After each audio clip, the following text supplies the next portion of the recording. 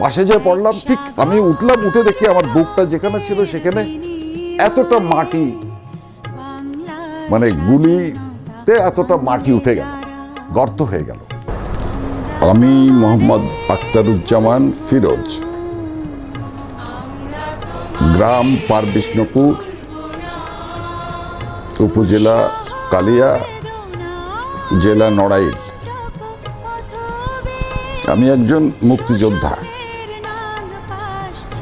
60-এর দশকে অর্থাৎ 1960 সালের ভিতরে শেষের দিকে যে ছাত্র আন্দোলন এবং যে গণ অভ্যুত্থানের সৃষ্টি হয়েছিল, আমি তখন থেকেই একজন সক্রিয় ছিলাম। পাকিস্তানিদের তখন এটা ছিল পূর্ব পাকিস্তান এবং পশ্চিম পাকিস্তান আমাদের শাসন করত।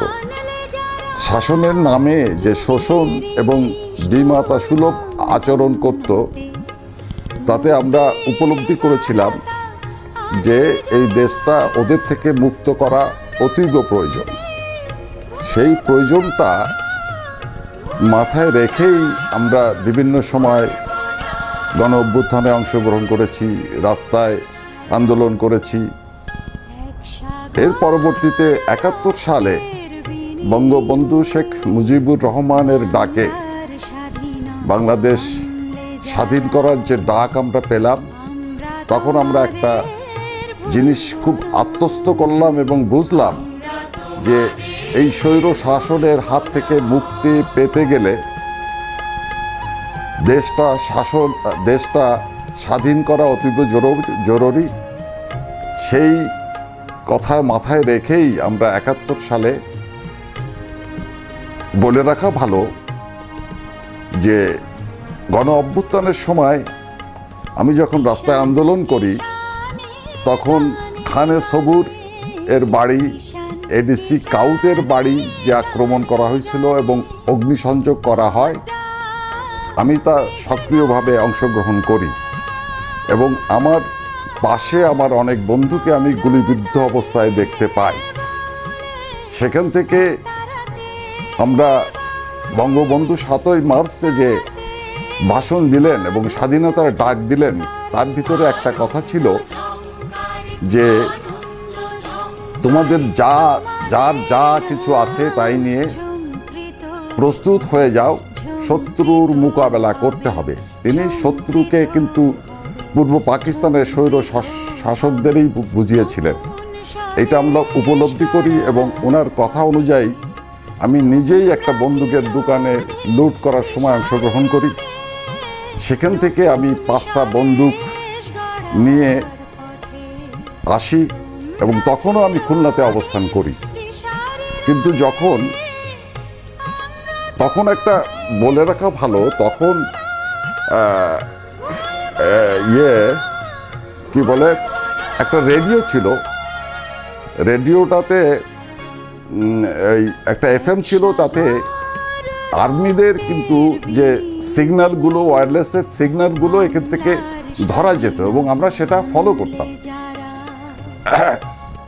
যখন আমরা জানতে পেলাম যে যশোর থেকে তারা খুলনার সার্কিট হাউসের উদ্দেশ্যে রওনা হয়ে চলে আসছেন এবং বৈকালীর কাছাকাছি যখন আসে, তখন আমরা পিকচার প্যালেসের সামনে, ফটো ফোকাস একটা বিল্ডিং ছিল, ওর 2 তলাতে আমরা অবস্থান নেই এবং তখন কিন্তু অত্যাধুনিক বোমা বা আগ্নেয়াস্ত্র এইসবের কোনো ব্যবস্থা ছিল না।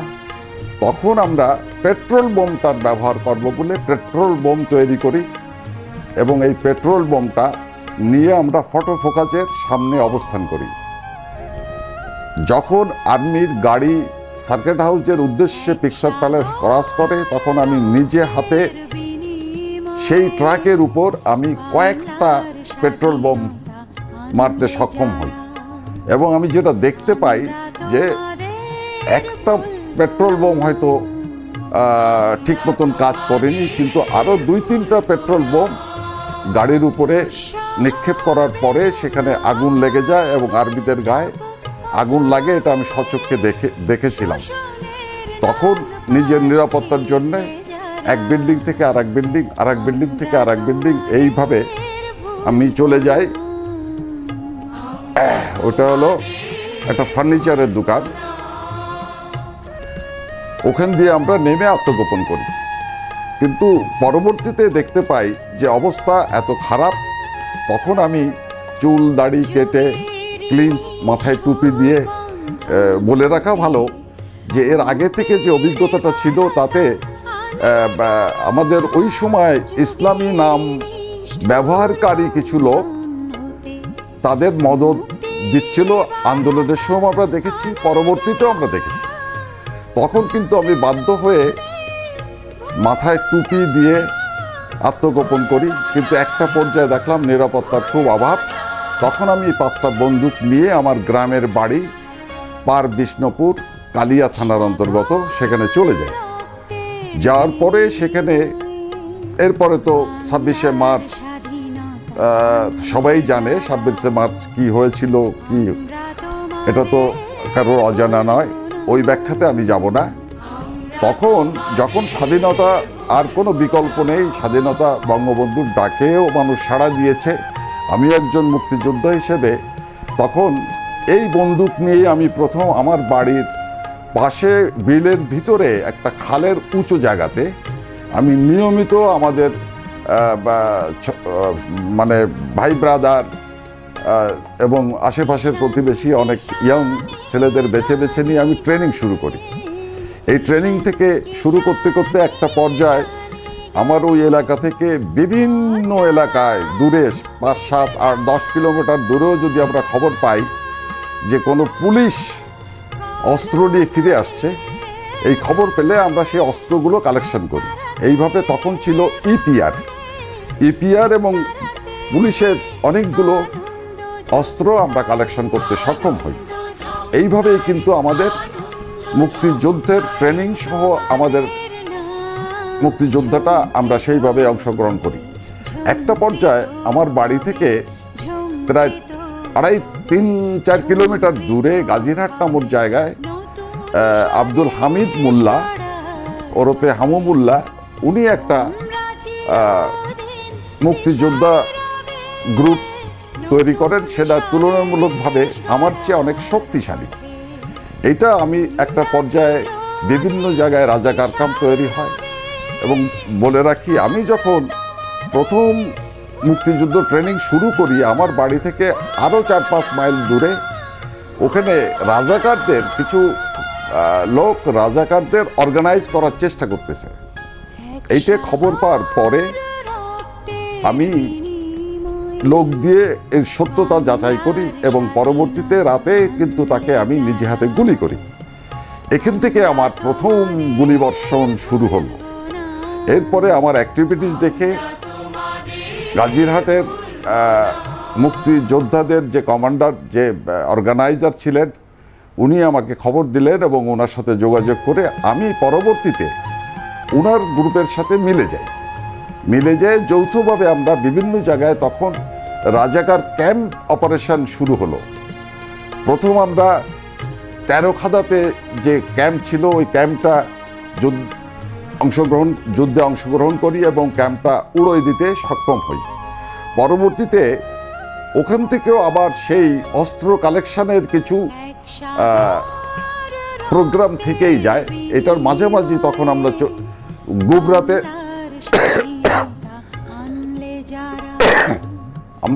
গুবরাতে অপারেশন করি, ফুলতলা অপারেশন করি, আবার দ্বিতীয়বার 13 খাদা রাজাকার ক্যাম্পে। এখানে আমাদের যুদ্ধ এইভাবে চলতে থাকে। কিন্তু যেটা না বললেই নয়, ওই সময়কার রাজনীতির প্রেক্ষাপটে যেটা আমি দেখেছি সেটা হলো একটা দল ছিল যারা মানে জনগণের মানে যেটা ছিল বাম দল বলে দাবি করত, কিন্তু আসলে তারা স্বাধীনতার পক্ষের কেউ ছিল না। ঠিক আছে। এবং আমাদের গাজীরহাট থেকে মাত্র কাছাকাছি দূরেই পেড়লি বাজারে মঞ্জু নাম করে এক ছেলে, সে বাম দলের রাজনীতি করত। এই মঞ্জুর সাথে আমার বাড়িতে আসা যাওয়ার সময় লঞ্চে একাধিকবার কিন্তু রাজনৈতিকভাবে তার সাথে আমার মতবিরোধ তৈরি হয়, এবং জানি না সে একটা সময় বুঝে নেয় যে এই লোকটার মগজ ধোলাই দেওয়া হয়তো সম্ভব হবে না। আমাদের গাজীরহাট ক্যাম্পে যখন থাকি তখন এই মঞ্জু আমাদের সংগঠক হামুমুল্লার সাথে যোগ দেন, এবং ভিতরে ভিতরে আমাদের মুক্তিযোদ্ধা যারা ছিলেন তাদের কিন্তু মগজ ধুলাই দিয়ে এমনভাবে তৈরি করেন, মানে ওই বয়সে যে কথাগুলো খুব সহজে মানুষ গেলে সেইভাবে সেই ভাষা ব্যবহার করে তারা অতি বিপ্লবী তৈরি করার চেষ্টা করে। কিন্তু এটা তখন আমি বুঝতে পেরেছিলাম যে এটা স্বাধীনতার পক্ষের কোনো শত্রু নয়, এরা হয়তো স্বাধীনতার সুযোগটা নিয়ে ক্ষমতা দখল করার চিন্তা করছে, অথবা ওই সময় ভারতীয় একটা রাজনৈতিক দল যারা বাংলাদেশের স্বাধীনতাকে সমর্থন করতো না তাদের ফলোয়ার বলে আমার মনে হয়েছে।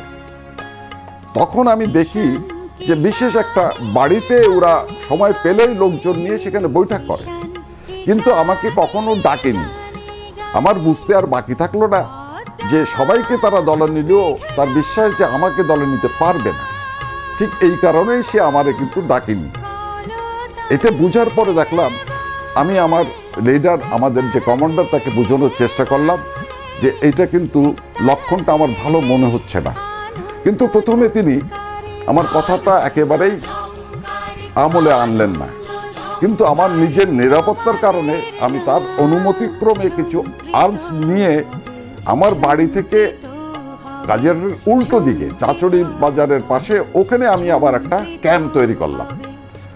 এই ক্যাম্প তৈরি করে আমি যৌথভাবে বিভিন্ন জায়গায় যখন কোনো প্রোগ্রাম থাকে তখন আমি হামিমুল্লাহর গ্রুপের সাথে যোগ দিয়ে আমি কাজ করি, এবং নিজের নিরাপত্তার কারণে আমি কিন্তু সন্ধ্যের আগে আমি কিন্তু আমার জায়গায় অবস্থান নেই। এইভাবে সেখানে গিয়েও আমি যখন তৈরি করি তখন কিছু আমাদের ওই অ্যাক্টিভিটিজের কারণে কিছু যারা নব্য রাজনীতি রাজাকার হওয়ার চিন্তাভাবনা করছিল সেটা আমি মুছে ফেলতে সক্ষম হই। পরবর্তীতে এক সময় ঠিক যেটা আমি ভেবেছিলাম সেই ঘটনাটাই ঘটলো। একাধিকবার বিভিন্ন জায়গায় যুদ্ধ করার পরেও একটা সময় আমাদের লিডার হামুমুল্লাহকে যখন নকশাল বাহিনী মানে মঞ্জুর গ্রুপ যখন মেরে ফেললো, যদিও আমি তখন খুব কাছাকাছি ছিলাম, অল্প একটুর জন্য আমি কিন্তু জীবনে বেঁচে যাই, কিন্তু আমি জানতাম যে কোনো অবস্থাতেই তারা আমাকে বাঁচতে দেবে না। তখন কিন্তু আমি বড় একা হয়ে যাই। আমার দলবল যেখানে যাচ্ছিল কারোর পরে আমার কোনো ভরসা উঠে গেল। কারণটা হলো তারা ছিল এত ইনোসেন্ট, নন পলিটিক্যাল, তাদের কথায় কে কোথায় বায়াস্ট হয়ে যাচ্ছে আমার এটা সন্দেহ ছিল। যে কারণের জন্য আমার আপন মামা, আমার আপন খালাতো ভগ্নিপতি, আমার আমার প্রতিবেশী ভাই অনেকের উপর কিন্তু আমি আস্থাটা হারিয়ে যাই। তখন নিজের নিরাপত্তার জন্যে আমি কিন্তু একটা পাট খেতে 5 দিন 5 রাত অপেক্ষা করি। সিদ্ধান্ত নেই যে কোনো মূল্যে আমাকে ইন্ডিয়ায় যেতে হবে ট্রেনিংয়ের জন্য। তখন কিন্তু ওই 5 দিন আমি যে কোনোভাবে আমার আব্বাকে আমি খবর দেই। আমার আব্বা এবং মা ওনারা কিন্তু বিলের মাঝখানে একটা নৌকায়, সৈয়াল একটা নৌকায় ওনারা রাত কাটান। খবর পেয়ে মাঝে মধ্যে উনি কিছু খাবার নিয়ে আসতেন। সেই খাবার এমন খাবার যে তখন খাবারের এত আমার স্পষ্ট মনে আছে যে কোনো কোনো বেলায় শুধু শাপলা সেদ্ধ খেয়েও আবার ওই সময় কেটেছে ওই ওই পাটক্ষেতের উপর ভিতরে। তারপরে আমার আব্বার সহযোগিতায় হামুমুল্লাহ মারা যাওয়ার পরে গাজীরহাটের আশেপাশে যত হিন্দুরা ছিল তারা আবার নতুন করে কিন্তু ইন্ডিয়ায় যাওয়া শুরু করলো। আমার আব্বার সহযোগিতায় আব্বার এক বন্ধুর নৌকায় আমাকে তুলে দেন। সেখান থেকে আমি বহুদূর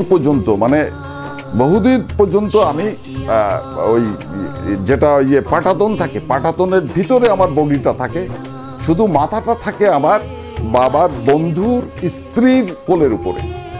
সেইভাবে আমি কিন্তু নড়াইল ত্যাগ করে যাওয়ার পরে যেখানে দেখলাম ওদের গ্রুপ, আবার নড়াইলের বিভিন্ন জায়গায় ওদের গ্রুপ আছে, কাজে ওদের মেসেজ যদি যেয়ে থাকে, আমার মনে হচ্ছিল ওই সময় তাদের বড় টার্গেট ছিলাম আমি, তাই খুব নিরাপত্তাহীনতায় ভুগেছি এবং একটা পর্যায়ে আমি ইন্ডিয়ায় চলে যাই।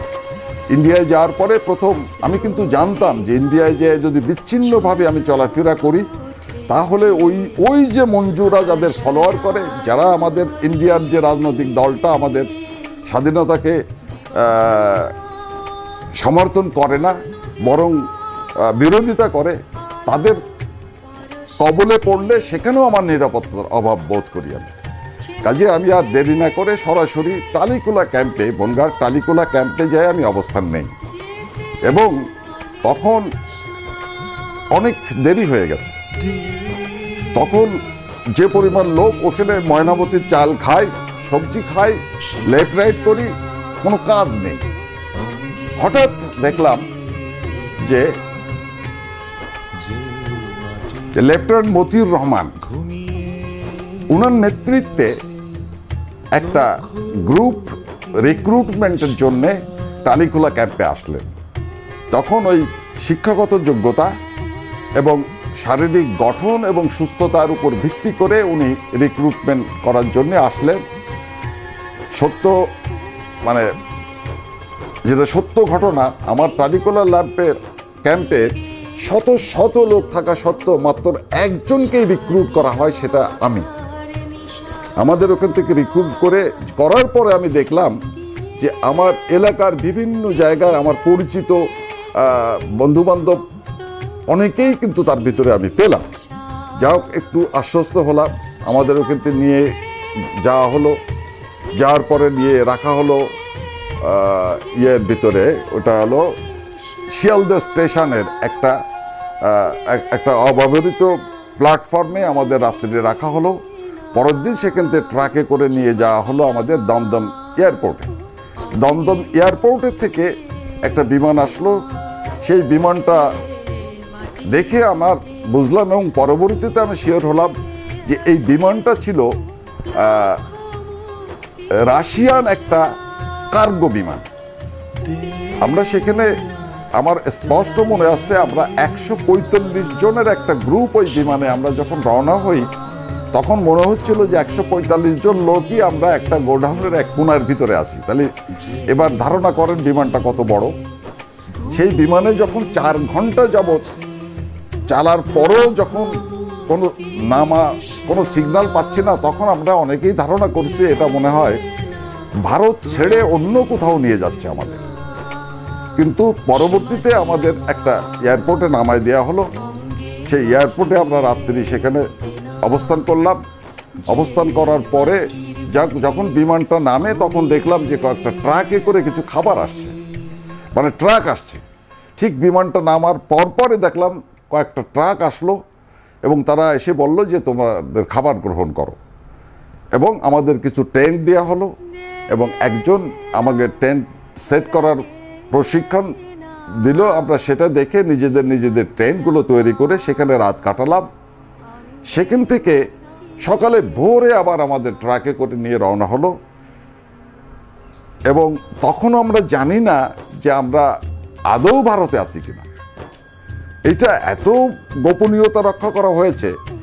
পরবর্তীতে বুঝেছি পাকিস্তানের গোয়েন্দা, ভারতীয় যে রাজনৈতিক দলগুলো এই স্বাধীনতাকে সমর্থন করে না বা বিরোধিতা করে, এদের চোখ এড়ানোর জন্য এই ব্যবস্থাগুলো ছিল। পরবর্তীতে বুঝেছি যে কারণের জন্য আমরা আদৌ জানি না যে ওই জায়গাটা আদৌ ভারতের কিনা। যাই হোক, সেখান থেকে আমরা ট্রাকে রওনা হলাম। ট্রাকে নিয়ে যাওয়ার পরে দীর্ঘক্ষণ চড়ে আমার যদ্দূর মনে পড়ে আর কি, সেটা 7 থেকে 8,000 ফিট উপরে পাহাড়ের একটা জায়গায়। এটা পরবর্তীতে জানলাম ওই পরবর্তী না, ওখানে আমরা নিয়ে যাওয়ার পরে দেখি অনেক বাঙালি ওখানে। কিন্তু প্রথম দেখেই আমি একটা জিনিস দেখেই খুব অবাক হয়ে গেলাম। যেখানে যাওয়ার পরে আমরা যে অডিটোরিয়ামে বা আমরা ঢুকবো, ওখানে যে দেখি ফিল্ড মার্শাল মোহাম্মদ আইয়ুব খানের বিশাল একটা ছবি টাঙানো। তখন যেহেতু আমরা জানি না আদৌ ইন্ডিয়াতে আছি কিনা, যেহেতু জানি না যে আমরা কোন ক্যাম্পে আছি, ঠিক ওই মুহূর্তে ফিল্ড মার্শাল আইয়ুব খানের ছবিটা দেখে আর একটু ঘাবড়াই যাওয়াটাই স্বাভাবিক, ঘাবড়াই গেলামও। কিন্তু ওখানে বাংলা ভাষাভাষী একজন সত্যবাবু নাম করে আমার নড়াইলের এক লোক, যিনি ভারতীয় সেনাবাহিনীতে কাজ করতেন, উনি কিন্তু বাংলা জানেন। ওরা আমরা পরিচয়টা অনতিবিলম্বে পেয়ে গেলাম। উনি তখন বলল যে ফিল্ড মার্শাল মোহাম্মদ আইয়ুব খান যখন আর্মি একাডেমিতে যখন ওনার ট্রেনিং হয়, এটা ছিল এশিয়ার ভিতরে সর্বশ্রেষ্ঠ আর্মি প্রশিক্ষণ কেন্দ্র। সেটা হলো দেরাদুনের পান্ডুয়া। এটি জানার পরে মোটামুটি এই কখনো ভীতি, কখনো অস্বস্তি, কখনো একটু শান্তি, এর মাঝামাঝিতে মোটামুটি একটা দীর্ঘস্থায়ী শান্তি পেলাম যখন বুঝলাম যে না, এটা ভারতেই আছে। এবং ফিল্ড মার্শাল আইয়ুব খান এই একাডেমির একজন ছাত্র ছিল। যেহেতু আন্তর্জাতিকভাবে সে ফিল্ড মার্শাল উপাধি পাইছে, এটা হলো একাডেমিক তরফ থেকে তাকে তার ছবিটা তার ছাত্র হিসেবে, কোনো দেশের অধিনায়ক হিসেবে নয়। যাক, আশ্বস্ত হলাম। সেখানে আমাদের দীর্ঘ 1.5 মাসের ট্রেনিং হলো। 1.5 মাস ট্রেনিং নেওয়ার পরে এরপরে আবার ওই নিয়ম মাফিক আরেকটা কথা বলতে হয়। আমি জানি না আমার কথাটা কে কিভাবে নেবে, কারণ আমাদের ভিতরে, আমাদের দেশে ভারত বিদ্বেষী কিছু লোক আছে। তারা কিন্তু কিভাবে হোক ভারতের ত্রুটি ধরার চেষ্টা করেই আছেন আগাগোড়া। কিন্তু আমি একজন মুক্তিযোদ্ধা হিসেবে আমি বলবো, ভারত ওই সময় যে সহযোগিতাটা আমাদের করেছে, এই সহযোগিতা না পেলে, যেহেতু বঙ্গবন্ধু ডিক্লেয়ার করেছিলেন মুক্তিযুদ্ধের জন্য, মুক্তিযুদ্ধ অবশ্যই আমরা দেশ স্বাধীন করতে পারতাম, কিন্তু কতদিন সময় লাগতো এটা আদৌ ধারণা করা যায় না। কিন্তু ভারতের এই যে প্রত্যক্ষ এবং পরোক্ষ সহযোগিতায় আমরা কিন্তু এটা খুব অল্প সময়ে দেশটাকে স্বাধীন করতে আমরা সক্ষম হয়েছি। এর ভিতর স্মৃতিচারণ যদি করতে হয়, এরপরে তো দেশে চলে আসলাম। এরপরে আসলে আবার ব্যারাকপুরে আমাদের রাখা হলো। সেখান থেকে তোফায়েল আহমেদের নেতৃত্বে বনগা ক্রস করে বেশ কিছু দূর আমাদের এগোয় দিলেন উনি। দেওয়ার পরে পথে আসার সময় কিন্তু একটা লোক হঠাৎ, আমাদের যে ট্রেনিং দেওয়া হয়েছিল তাতে নিজের সেফটিটাকেই কিন্তু আগে গুরুত্ব দেওয়া হতো, নিজের নিরাপত্তা দেন শত্রুর আক্রমণ। যাক, সদ্যপ্রাপ্ত ট্রেনিং এর যে ফিলিংসগুলো, যে অনুভূতি আমাদের ভিতরে ছিল, সেটা বেশ প্রচণ্ড কাজ করতেছিল। ওইভাবেই আমরা দেশের অভ্যন্তরে যখন যাই, তখন একটা লোক হঠাৎ আমাদের ওই গ্রুপের সামনে রাত্রিবেলা ধরা পড়ে। ধরা পড়ার পরে তাকে হ্যান্ডস-আপ করানো হয়। তাকে জিজ্ঞেস করার পরে, বয়স্ক লোক, সে জিজ্ঞেস করলে সে বলল যে দেখো, আমাকে তোমরা ধরছো কেন? আমার দুটো ছেলে দেশের কাজে দিয়েছি, তোমরা কেন ধরো আমাকে? তখন আমাদের একটু সাবকর্নারও হলো যে কিরে, আমাদের মুক্তিযোদ্ধার কোনো বাবা হবে কিনা। জিজ্ঞেস করলে উনি বললে, এই তো সামনে যে ক্যাম্প আছে, এই রাজাকার ক্যাম্পে আমার ছেলে আছে 2টো। তখন আমরা খুব একটু অসহায় বোধ করলাম যে কি এরা কত বোকা, এরা কত ইনোসেন্ট। সে তখনও পর্যন্ত জানে যে তার ছেলে 2টোকে দেশের কাজের জন্য দিয়েছে। যাক, তার সাথে আমরা এমনি খারাপ ব্যবহার করার কোনো শিক্ষা পাইনি, করিও নি, কিন্তু তাকে আমরা বাধ্য হলাম কিন্তু অ্যারেস্ট করার, কারণ ওকে ছেড়ে দিয়ে আমার নিরাপত্তার হুমকি। কাজে সাথে নিয়ে সামনে রাজাকার ক্যাম্প যেটা ছিল সেটা আমরা উড়িয়ে দিলাম। এবং এমন সময় আমরা আসছি, ওই সময় পাকিস্তান আর্মিটা এত সতর্ক হয়ে গেছে যে যে পাশ দিয়ে মুক্তিযোদ্ধারা সাধারণত বাংলাদেশে ঢুকছে, সেই জায়গাগুলো ওরা বন্ধ করে ফেলেছে। একমাত্র যশোর ক্যান্টনমেন্টের পাশ দিয়ে একটা মাত্র পথ খোলা আছে, এইটাই আমরা ইনফরমেশন পেলাম। আমরা আবার নতুন করে জানের হুমকি নিয়ে সেই পাশ দিয়েই ঢুকলাম।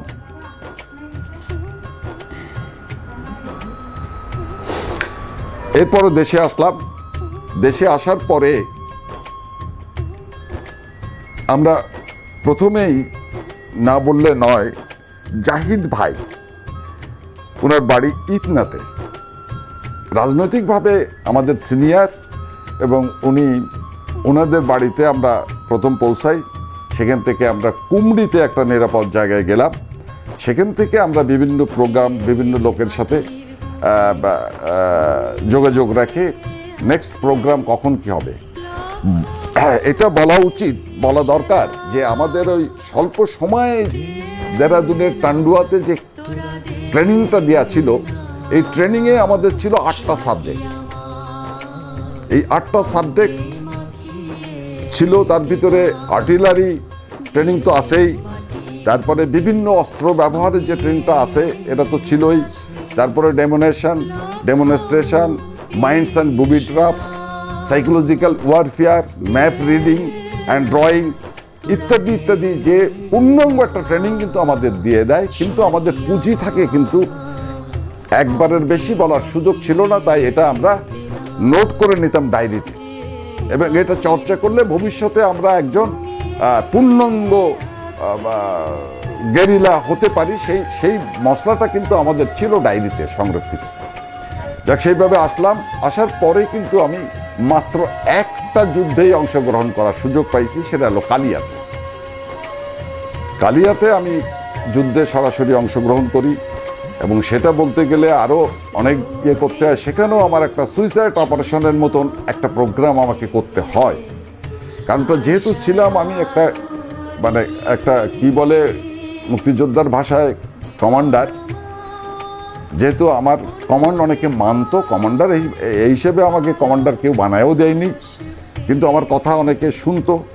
ঠিক আমি এই অবজার্ভ করতে গিয়ে দেখলাম এমন একটা জায়গায় যে একদিন এক রাত চলে গেছে, রাজাকারদের কিন্তু আত্মসমর্পণ করার কোনো ইঙ্গিতই আমরা পাচ্ছি না। তখন দেখলাম যে দুর্বল জায়গাটা কোথায়। তখন নদীর পাড়ে ওখানে ওই যারা ওই যে তেল ভাঙায় বিক্রি করতো, কলু বলতো ওদের একটা ভাঙ্গা বিল্ডিং ছিল। সেই ভাঙ্গা বিল্ডিং এর ওখান থেকে আমরা যেখানে অবস্থান করছিলাম সেখান থেকে ওখানে যেতে গেলে 50 থেকে 60 গজ দূরত্ব ফাঁকা, এবং রাজাকারের ক্যাম্পটা এমন জায়গায় ছিল যে ওই বিল্ডিং এরই পাশে। তাহলে একমাত্র দুর্বল জায়গায় ওই জায়গাটা ক্রস করতে পারলেই ওদের একমাত্র সারেন্ডার করা সম্ভব হবে খুব দ্রুত। কিন্তু ওখানে যারা দায়িত্ব ছিল তাদের দেখে, কিন্তু তাদের কর্মকাণ্ড দেখে আমি একটু রাগান্বিত হই, এবং আমি রাইফেল দিয়ে কিন্তু তার পিছনে একটা বাড়িও মারি যে তুমি এখানে খামাকা দাঁড়িয়ে আছো কেন, তোমার তো এটা ক্রস করে ওখানে যে গ্রেনেড হামলা করা দরকার। কিন্তু যেহেতু তার একটা মার আমি দিয়েছি, তখন কিন্তু ওই দায়িত্বটা আমার নিজের ঘাড়ে এসে পড়লো। আমি কিন্তু ওই জায়গাটা ক্রস করতে বললাম, এবং ফলো মি বলি। যখন ফলো মি বললি তখন কিন্তু আমার মুজিব বাহিনী, মুক্তিযোদ্ধা, সাধারণ কি বলে মুক্তিবাহিনী, এক্স বিডিআর, এক্স পুলিশ যারা ছিলেন সবাই কিন্তু আমরা সম্মিলিতভাবেই অংশগ্রহণ করেছি।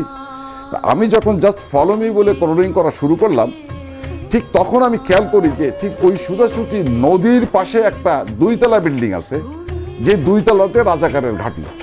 আবার পাশে যেটা স্কুলের ওখানে ট্রেন্স করা আছে, ওর ভিতর থেকে তারা গুলি চালাচ্ছে। তাহলে আমি যখন ফলো মি বলে সামনে যাচ্ছি তখন স্পষ্ট বুঝতে পারলাম দুই দিকের ক্রসিং ফায়ারটা, এই ক্রস ফায়ারটা কিন্তু আমার মাথার উপর দিয়ে যাচ্ছে, এবং কখনো কখনো আমি উপলব্ধি করছি যে মাথাটা ছুঁয়ে গেল, চুলে টের পেলাম। এই করে করে করে করে বেশ কিছু দূর, অর্ধেকের বেশি পথ কিন্তু আমি এগোয় গেলাম। এগোয় যাওয়ার পরে ঠিক আমার কেবল পিছনে ছিল আমাদের সহযোদ্ধা। উনি তখন ইপিআর ট্রেনিং, যথেষ্ট ট্রেনিং উনার কাছেই ছিল, কিন্তু ওটা মেশিন গান যেটা আর কি,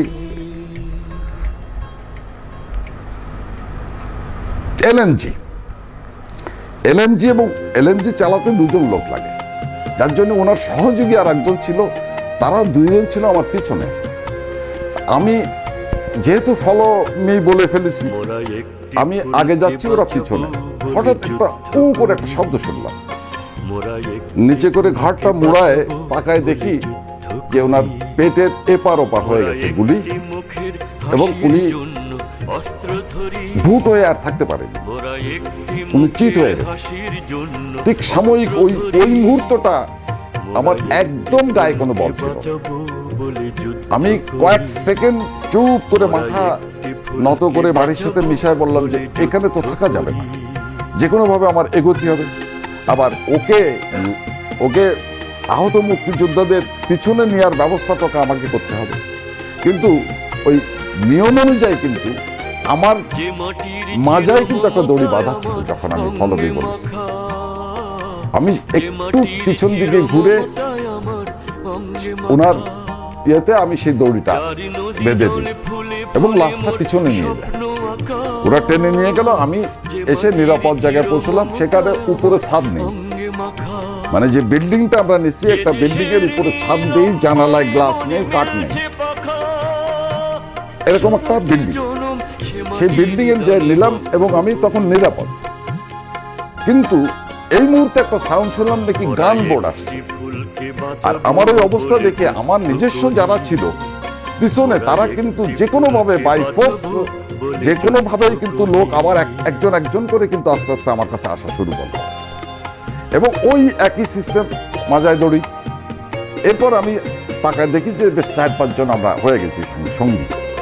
তার মানে সেই মেশিন গান চালানোর লোকও আছে, হেল্পারও একজন নির্ধারিত হলো। আমি এখানে আসার পরে এরপর আমরা একটা সাউন্ড শুনলাম যে পাকিস্তানি আর্মির গান বোর্ড কালিয়াতে আসে এবং আমরা এমন একটা জায়গায় অবস্থান করছি যে ওই জায়গাটাই গান বোর্ড ভিড়া যায় এবং আমরা ওখান থেকে পিছনে যেতে গেলে ক্রস ফায়ারে পড়ব, রিট্রিট করার কোনো ব্যবস্থা নেই। গান বোর্ড আসলে একেবারে নির্ঘাত মৃত্যু। এই অবস্থা যখন আমরা জানলাম তখন একটু চেষ্টা করলাম যে দ্রুততর ভাবে কোনো কিছু একটা করা যায় কিনা। ঠিক এই মুহূর্তে ওই যে লাশ দেখলাম, রক্ত দেখলাম, তাতে এতটা ঘাবড়াই গেছি যে আমার এত পরিমাণ পানির পিপাসা লাগছে যে আমার শ্বাস নিতেই কষ্ট হচ্ছে। তখন কি করে, আমাদের গায়ে ছিল কিন্তু ভারতীয় সোলজারদের যে উলেন জ্যাকেট গুলো দিত, এই জ্যাকেট কিন্তু আমার পরা ছিল। আমি তখন নিরুপায় হয়ে ওখান থেকে নদী বেশ কয়েক গাছ দূরে, আমি এখন ওখানে যেয়ে যে পানি নিয়ে আসবো বা পানি খাবো সে কোনো ব্যবস্থা কিন্তু তখন আমি আর পানি ছাড়াও আমি আর বাঁচতে পারছি। তখন একটা পর্যায়ে ওই রশি দিয়ে ওই জ্যাকেটের ভিতরে একটা ইটের টুকরো দিয়ে ওই জ্যাকেটটা পেঁচায় আমি নদীতে ছুঁড়ে মারলাম।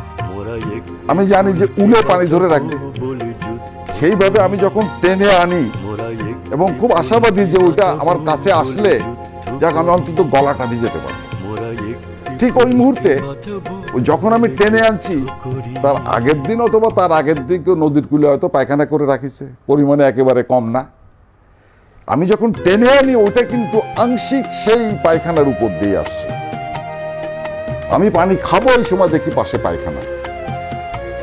আমি তখন একটা পাশ বাদ দিয়ে আর একটা পাশ কোন রকম চিপটে খেয়ে গলাটা ভিজেই কিন্তু আবার নতুন করে আমি এনার্জি পেয়ে গেলাম। গন্ধ একটু লাগছিল কিনা আমি জানি না, ওদিকে খেয়ালও করিনি, জানতো বাঁচাতে হবে। একেবারে ডাইরেক্ট বিষ তো আর খাচ্ছে না, একটু গন্ধ হয় হোক।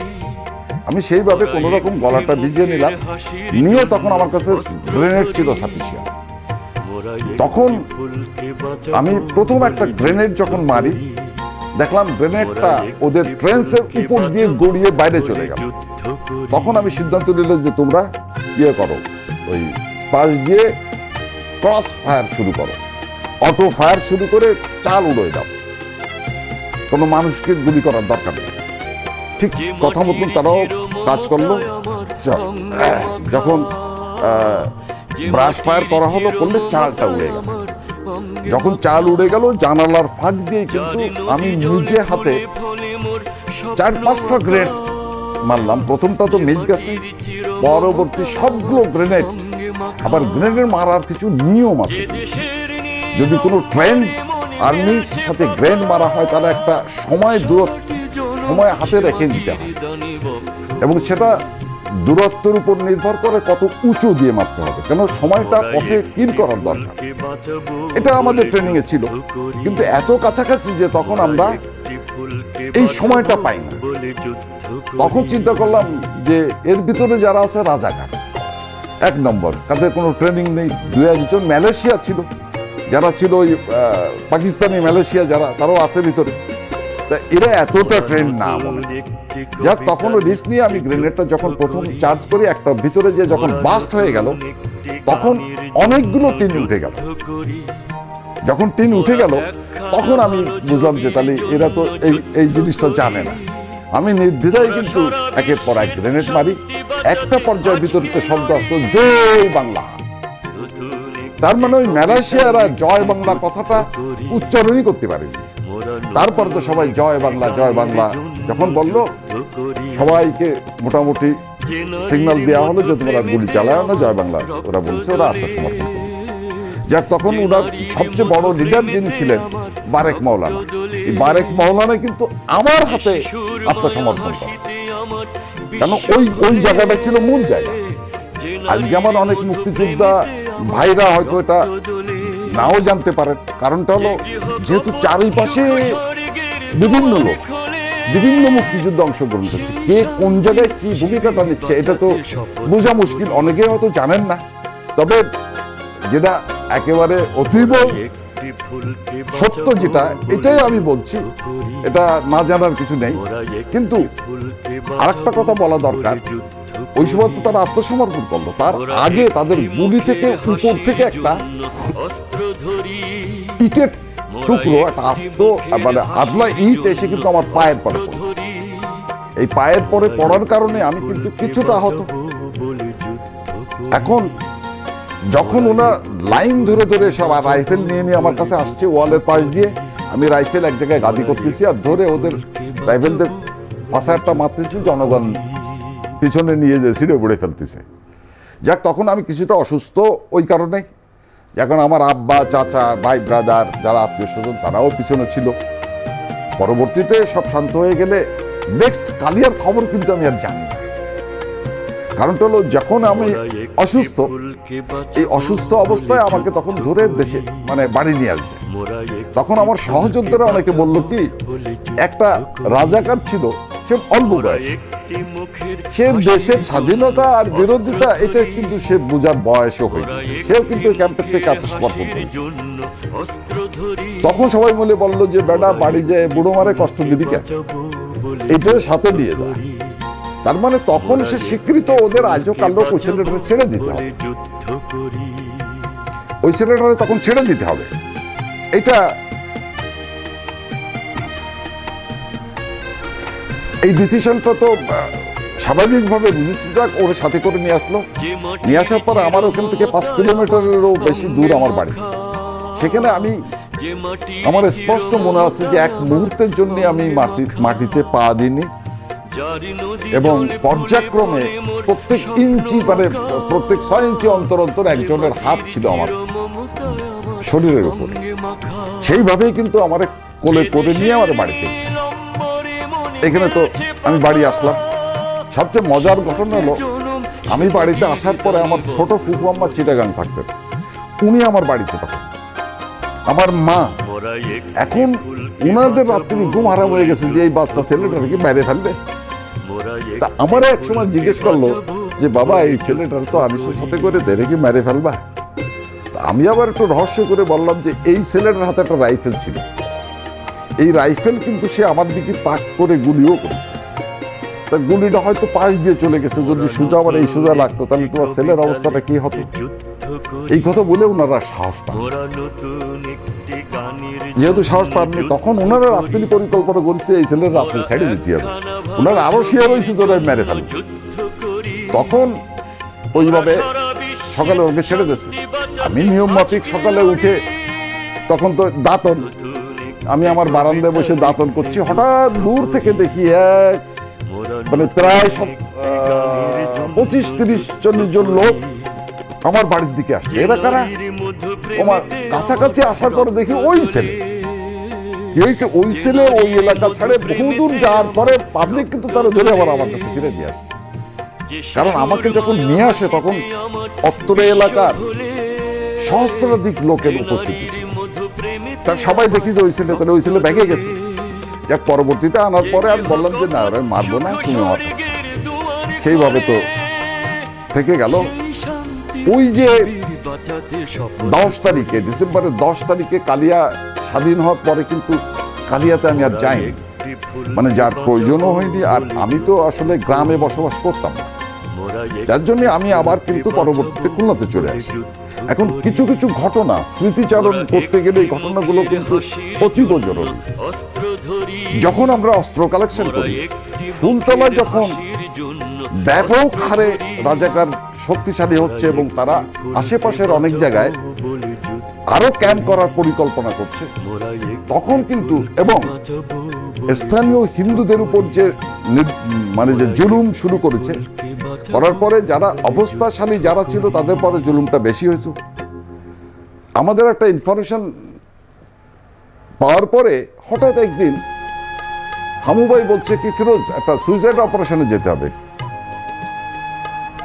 যাবো কোথায়, তাহলে দিনক্ষণ বলে দিবানি, রেডি হও, রান্না বান্না হয়েছে, খাইয়ে দেয়, রেডি হও। হলাম। আমাদের সকাল 9টা-10টার দিকে আমাদের ওখান থেকে কিন্তু 3 জনকে পাঠিয়ে দেন। একজন হলো খোকন নাম করে, খোকন সাহা, আর একজন ছিল আবু আল কাউসার, আমার গ্রামের ছিল এবং আমার সিনিয়রও বটে, পাশাপাশি বাড়ি এবং আমার খুব বিশ্বস্ত। কিন্তু যদিও একটা পর্যায়ে যে বিশ্বাস কিছুটা ঘাটতি হলো, তখন কোনো ঘাটতি হয়নি। এই দুই আর আমি। কিন্তু আবু মোল্লার একটা রিভলভার ছিল, যে রিভলভারটা আমাদের গ্রুপের অনেকেই কিন্তু ওনার কাছে রিভলভারটা চাইছে, 324 একটা রিভলভার। কিন্তু আরো ব্যাকে যদি যেতে হয়, উনি একটা সুন্দর রিভলভার ওই স্বাধীনতা শুরুর পর কিন্তু ওসি সাহেবের কাছ থেকে আর খলিলির কাছ থেকে উনি উদ্ধার করেছিল। যেহেতু একটা চাইনিজ ছোট গান আর একটা উন্নত মানের রিভলভার, ওইটা পাওয়ার পরে ওইটা এক্সট্রা হয়ে যায় আমার কাছে। এই এক্সট্রা হলে অনেকেই চাইছে, কাউকে উনি দেননি। উনি বললো যে এটা তোর কাছে রাখ, কেউ যেন না দেখে, দেখলি আবার একটু ভুল বুঝবে না যে আমি ওরা চাইলেও দিলাম না, তুই না চেয়ে পেয়ে গেলি, আচ্ছা তোর কাছে রাখ। সেইভাবে আমরা যখন রওনা হই তখন বললো যে আর্মস তোমার কাছে আছে, যাও।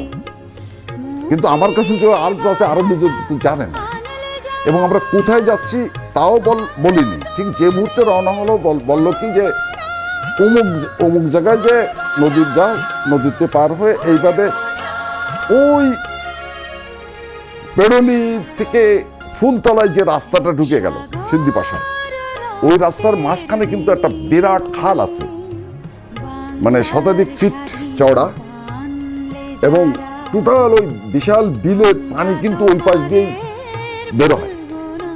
আমরা যখন রওনা হয়েছি তখন বৃষ্টি শুরু হয়েছে, গুড়ি গুড়ি বৃষ্টি, কখনো বেশি কখনো কম। আমরা যখন যাই তাহলে একটা যে জায়গাটায় নদীর কূলে যাওয়ার সাথে সাথে দেখি ওই বৃষ্টির মধ্যে ভিজে একটা লোক নৌকো নিয়ে বসে আছে। সে নিয়ম মাফিক কিছু বলার আগে আমাদের তুলে নিয়ে নদীটা পার করে দিল। দেওয়ার পরে কিন্তু আমরা ওই বৃষ্টিতে ভিজতে ভিজতে ভিজতে ভিজতে 10টা-11টার দিকে রওনা হয়েছি। আর সন্ধ্যার পরে কিন্তু আমরা ওই আমাদের গন্তব্যতে পৌঁছলাম সন্ধ্যের পরে। এই পুরোটা পথ আমরা হাঁটিছি এবং ওই কাদা রাস্তা, কখনো কখনো এতটা ডেবে যায়, কখনো কখনো বিচ্ছিন্ন রাস্তা দিয়ে আস্তে আস্তে হেঁটে আমার কিন্তু সন্ধ্যের পরে আমরা ওখানে যে পৌঁছেছি। তা বিশেষ একটা জায়গা বলা আছে, সেখানে যাওয়ার পরে দেখি একটা কাশবন নদীর ভিতরে ফেলানো, মানে ঝুঁকে আছে, ওর ভিতরে ঢুকানো আছে একটা নৌকা। ওখানে যাওয়ার পরে এটা মানে এটা হলো হামুবের আগের থেকে সেট করা প্রোগ্রাম। ওখানে যাওয়ার পরে একটা লোক বেরোলো, বেরোয় বললো যে এই নেন। সে আমাদের কিন্তু একটা রাইফেল দিল। রাইফেল দেওয়ার পরে ঠিক মানে একটু এগোতে এগোতেই একটা লোক এসে বল, দাদা আসেন। আমরা অটোমেটিক্যালি পাচ্ছি, কোনো কথা নেই। রাইফেলটা পেলাম, চেক করে দেখলাম ঠিক আছে কিনা। রাইফেল ওকে, গুলিও আছে, গুলি সহ রাইফেল পেল। আমার কাছে যে রিভলভারটা আছে এটা কেউ জানে না। এরপরে আমরা এগোলাম, এগোয় যাওয়ার পরে একটা বাড়িতে গেলাম। বাড়ি যাওয়ার পরে দেখি সেই বাড়িতে আলো নেই, কিন্তু রান্না বান্না করে রেডি করা আছে। আমরা যাওয়ার সাথে সাথে বললো খেয়ে নেন। আমার স্পষ্ট মনে আছে দেশি কচি মুরগি, এটা দিয়ে সুন্দর করে রান্না করা। আমরা ঝটপট খেয়ে নিলাম। খেয়ে নেওয়ার পরে বললে আসেন অমুক জায়গায়। তার মানে পাশের একটা বাড়িতে একজন বিডিআরের জামাই, সে তার শ্বশুর বাড়ির পাশে বাঁশবাগানে একটা রাইফেল ক্যাশ করে রেখে গেছে। এটা কেউ জানে না, কিন্তু ইনফরমেশনটা আমাদের কাছে আছে। আমাদের কাছে মানে আমাদের সমবায়ের কাছে আছে। ওখানে গেলাম, যাওয়ার পরে তো সেই লোকরে ধরলাম। ধরার পরে সে লোক প্রথম স্বীকার করে না, তারপরে তারে মোটামুটি একটু ভয় হুমকি দেওয়ার পরে একটা পর্যায়ে স্বীকার করলো। সেখান থেকে কিন্তু গেলাম, যাওয়ার পরে ঠিক পাশ বাগানের মাটির নিচে থেকে সেই রাইফেলটা উদ্ধার করলাম। উদ্ধার করার পরে তাৎক্ষণিকভাবে কোনো ব্যবস্থা নেই, বললাম সুতো দাও।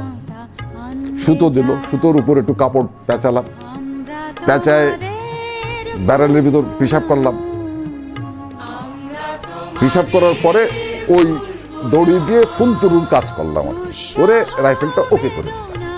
তাহলে দুটো রাইফেল হলো। আমার কাছে আর্মস আছে, তখন ওরা যাবে না। ও সরি, ঠিক যখন ওই লোক স্বীকার করছে না, ঠিক ওই মুহূর্তে কিন্তু আমি রিভলভারটা বেরোয় তার মাথায় একটা টোকা মারিছি। কিন্তু ওইটা দেখেই সে ভয় পেয়ে গেছে। এই ওরা তখন দেখে ফেললো যে আমার কাছে রিভলভার আছে। যাক, সেখান থেকে আমার নিয়ম মাফিক আমাদের কাজ সেরে প্রোগ্রামটা কি নেক্সট প্রোগ্রাম আছে যে ওই যে ফুলতলা সরমুল্লার যে ক্যাম্প, সরমুল্লার তো নাম করা রাজাকার ক্যাম্প, ওই ক্যাম্পের যে সাংগঠনিক যে ছিল, যে অর্গানাইজ করতো বিভিন্ন জায়গায়, তারপর দুইটা বউ, সে আবার নদীর এপারে ওই বউর বাড়িতে থাকে মাঝে মাঝে। ওই দিনও সে থাকবে, ইনফরমেশন আগে থেকেই ছিল। যাক, আমরা গেলাম। যাওয়ার পরে আর্মস কালেকশন করার পরে যে বাড়িতে আছে একটা পাকা উপরে টিন শেড একটা ঘর, বেশ মজবুত দরজা। আমরা ওখানে যাওয়ার পরে ওই লোকটা আমাদের ইনফরমেশন দিল যে এইভাবে দরজা খুলেই ডাইন পাশে দেখবেন পালঙ্গে শোয়া আছে। বাড়ির ভিতরে ডেসক্রিপশন এরকম। ঠিক সেইভাবেই আমরা তিনজনে মনে হয় একসাথে দরজার উপরে ইয়ে করার পরে দরজাটা সিটকিটা খুলে গেল। দরজা, আমরা ভিতরে ঢুকলাম। ভিতরে ঢুকে কিন্তু নেক্সট প্রোগ্রাম যা, সত্যি কথা বলতে কি ওই প্রোগ্রামটা আমার কাছে তখন খুব ভাল লাগেনি।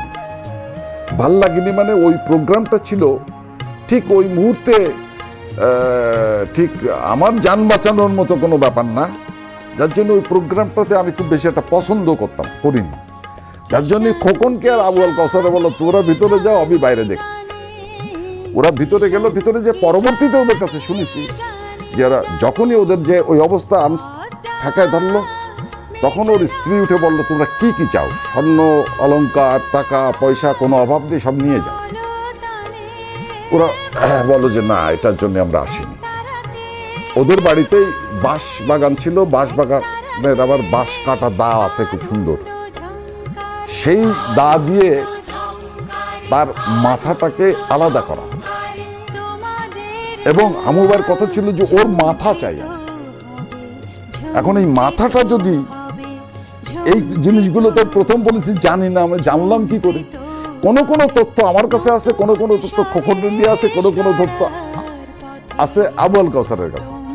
সব তথ্য কিন্তু একজনের কাছে নেই, যার জন্য একটা সমন্বয় করে আমরা প্রোগ্রামগুলো সার্ভ করতেছি।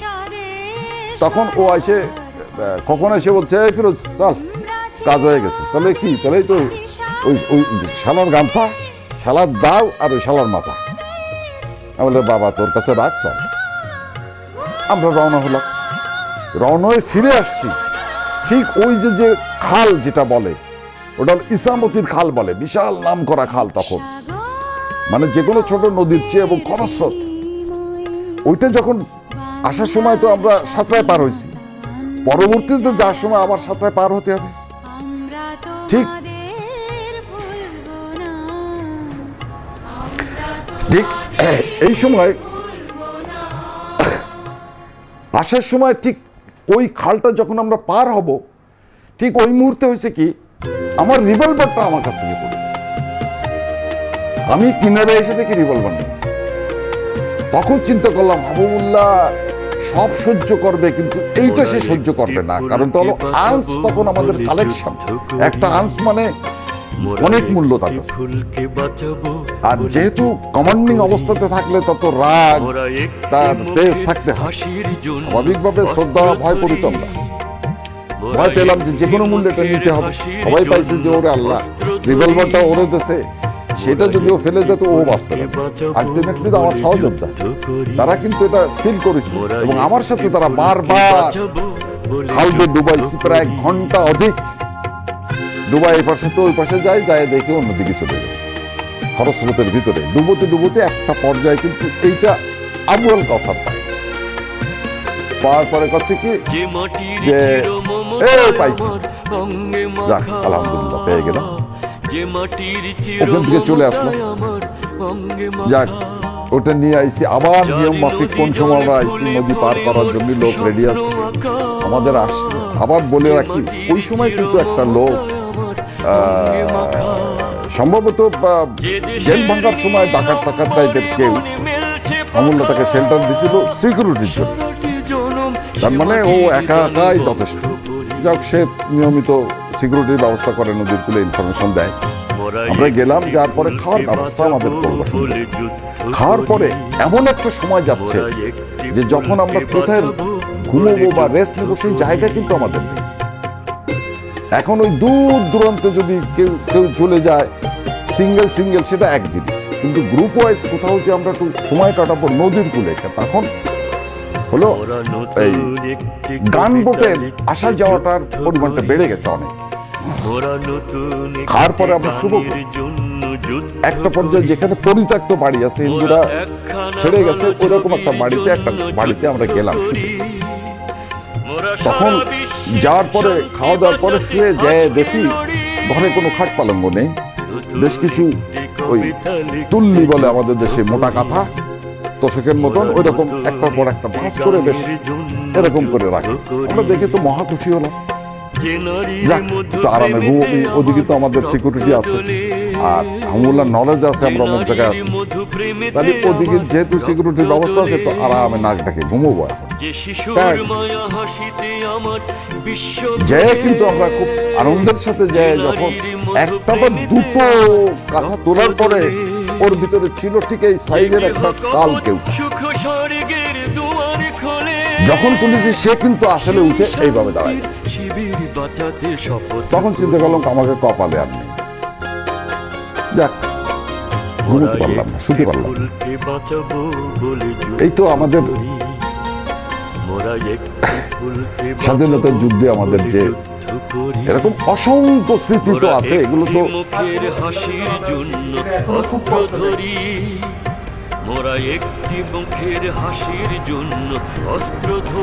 কষ্ট দেয় তো অনেকগুলো আছে। একটা জিনিস কষ্ট দেয় যে যারা ওই সময় যুদ্ধের সময় খুব আমার কাছের বন্ধু, সবচেয়ে ভালো বন্ধু, আমার বাড়িতে বহুবার আসছে, খাওয়া দাওয়া করেছে, আমার সাথে ঘুমাইছে, আমার আব্বা মার কাছে মানে ছেলের স্নেহটা পেয়েছে, এরকম বন্ধু আমার ছিল কিন্তু মুক্তিযোদ্ধাদের ভিতরে।